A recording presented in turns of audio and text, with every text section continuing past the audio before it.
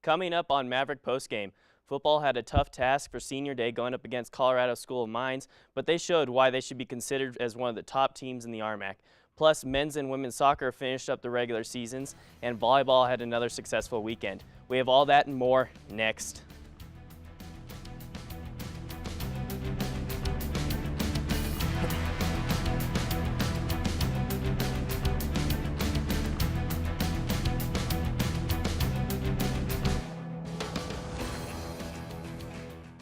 Hello everybody and welcome to Maverick Postgame. I'm your host Bryce Reedy, flying solo today. The Mavericks football team was looking to remain perfect in the conference as they were faced up against the 12th ranked Ore Diggers on Saturday. And for that now we take you on over to the highlights from Stoker Stadium on senior day. It was a great sunny Saturday. Seniors were getting announced coming down with their families, getting to hug it out with all the coaches. It was a really special day for all these hard-working seniors. And to get things started on the first drive for the Ore Diggers, it's Jackson Burrell. Pick six, 40 yards out, touchdown Mavericks. It's 7-0 early on the 12th ranked Ore Diggers. Next up, the Mavericks had their first offensive possession of the game, and Sean Rubicaba drops back and finds Jackson, and he cuts back and makes it all the way to the corner of the end zone for their second touchdown of the first quarter, 14-0 Mavs after one. Second quarter though, the Ore Diggers weren't looking to get away that easily as the quarterback finds Nate Weimers, the big boy, 22 yards in the end zone for their first touchdown of the game. Mavericks, however, are able to respond of their own. Long drive leads to David Tan, 1-yard touchdown score as he hops into the end zone. That makes it 21-14. And then the Ore Diggers had themselves another miscue. Tony White in the back of the end zone. He shakes and he bakes. He's going all the way, or is he? He makes it 90 yards before finally getting brought down from behind, bringing it all the way down to the Maverick 10-yard line. That would lead to a field goal for the Mavs, putting them up 24-17. Next up was another touchdown for the Ore Diggers, and then it starts to get interesting. As the Mavericks are looking to put this game away late, it's special teams once again making a huge play for the Mavericks. They thought they could get away with a fake punt, but the Mavericks read it the entire way, causing them to fumble the ball down and giving the Mavericks key field position heading into the fourth quarter. The Ore Diggers couldn't do anything about it against this Mavericks defense, but the big dagger, Sean Rubicaba, deep down the sideline. Vernell Moon comes back for it, shakes and bakes it once again, breaks a tackle, and he gets a key block down the sideline, and he is able to take it 74 yards for the score, 31-17 Mavericks. And then here's just the key killer, another turnover for the Ore Diggers thanks to a fumble. That would be their fourth of the day. Mavericks are able to celebrate their first Nikos Cup win since it has been around in the last 5 years as they defeat the 12th ranked Ore Diggers for their final home game of the season. 17 was the final score in this one, and Sean Rubicaba threw for 198 yards and 2 touchdowns on the day, with Moon and Jackson combining for 175 yards and 2 touchdowns receiving. The defense was also able to force 4 turnovers from a team that only had 6 all season long heading into this game. While the Ore Diggers didn't have their star quarterback in the contest, it's still a massive win for the Mavericks. Following the game, both Joey Beta and I caught up with some of the key contributors in the victory. He's on us all the time about turnovers and helping the offense out. And we play fast and physical, and that's what we do. So turnovers come our way. We knew we were going to come in and get this win. It was a team win. Our defense got stops and got touchdowns. Our offense looked the best that we ever did all season. Thank God, man. All glory goes to God. I'm so happy. The Mavericks will now play host to their toughest opponent in the conference on Saturday against CSU Pueblo. And for more on the upcoming contest, here is Cody Eck. On Saturday, for the first time in the 5-year history of the Nikos Cup, your CMU Mavs defeated Colorado Mines 31-17. Sean Rubicaba threw for 198 yards and 2 touchdowns. One of those touchdowns was a 74-yard bomb to receiver Vernell Moon. The true 2 standouts in this game were the Mavs defense, forcing 3 fumbles and having 2 interceptions. One of those interceptions was a pick six that went for 40 yards in the first few minutes of the game. Mavericks improved to 8-1 on the season and remain undefeated in the RMAC.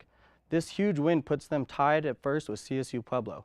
Now ranked at 16, your Mavs travel to face defending national champions and number 4 in the rankings, CSU Pueblo.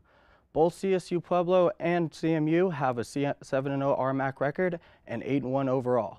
So this makes for a very competitive matchup. The Mavs will need to repeat their defensive strength this week, facing star running back Cameron McDonald, who has rushed for 1,793 yards and scored 22 times on the season. Another offensive threat for the Thunder Wolves is their freshman quarterback A.J. Thompson. On the season, Thompson has had thrown for 1,074 yards, 9 touchdowns, and only 3 interceptions. This will be a defensive battle, with Pueblo allowing just less than 15 points per game and CMU allowing 13.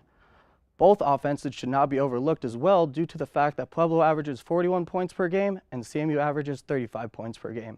The winner of this game will determine the next RMAC champs. Back to you guys in the studio. Men's soccer was also in action as they were looking to secure a top spot in the upcoming RMAC tournament. To do this, though, they had to sweep their 2 games on the weekend. Their first game came Friday against South Dakota School of Mines, and with that we get to take you over to some more highlights, but these ones are over from Walker Stadium. First goal of the game comes off the foot of Roy Abergill, his 10th of the year, his team leading 10th goal. Next up was an own goal by Mines. It was a weird little, I think he was trying to get back to the goalie, but it just didn't work out well for the Mines. Next up was Matt Miller getting a nice little tap-in goal right there as he celebrates, doing his little, I don't even know what you'd call that, but another goal for the Mavericks. It's 3-0. And then on the final, late in the game, it's a header off from Dinsmore from a corner, and that would be all that the Mavericks would need in this close, not really, it wasn't a close game, but South Dakota Mines loses 4-0 to the Mavericks.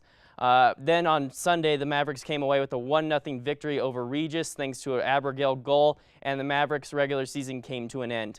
With the regular season finished, we thought it would be a good idea to look at the team leaders for the season.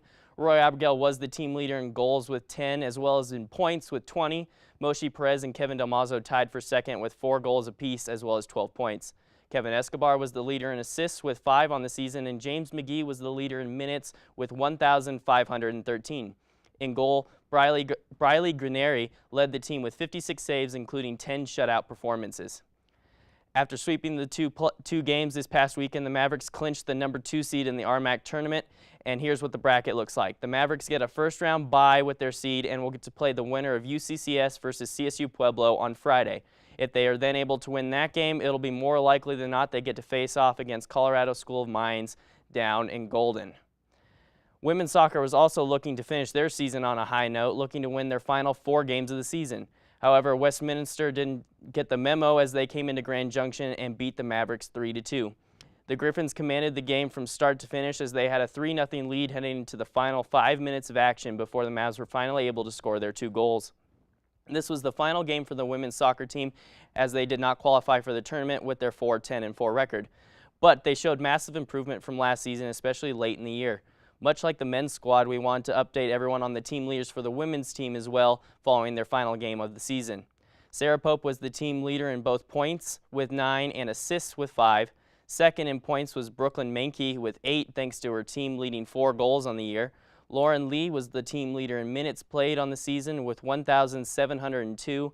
And in goal, it was Janelle Richmond Bucola as she started all 18 games for the Mavericks, coming away with 80 saves and 3 shutouts. Volleyball was also in action this past weekend. However, they have another week before their regular season comes to an end. But they are too looking for a top spot in the RMAC tournament. They had won 2 in a row heading into Friday against South Dakota Mines and were looking to extend their win streak. Winning the game in straight sets. The Mavericks finished the game with more points, kills, assists, and digs as they took care of the Hard Rockers. Next was traveling to Spearfish, South Dakota to take on Black Hills State. The Mavericks were able to take their second straight on the road against the Yellow Jackets in 4 sets. CMU dominated every statistical category in this game as well. The Mavericks are now 14-9 on the season and 12-3 in the RMAC heading into the final stretch of their regular season. And now it's time to announce our Maverick of the Week. And for his play against Colorado School of Mines on Saturday, that honor goes to defensive back Tony White. White had 6 tackles on the day, including forcing and recovering an Digger's fumble. He also had the interception in the back of the end zone that he then took 90 yards. Great game from Tony and the rest of the football squad. All right, and that'll do it for us this week. Check back with us next week for all the latest news and results in CMU sports. I am Bryce Reedy, wishing everyone a happy first week in November, and get better to my co-host Joe Azar.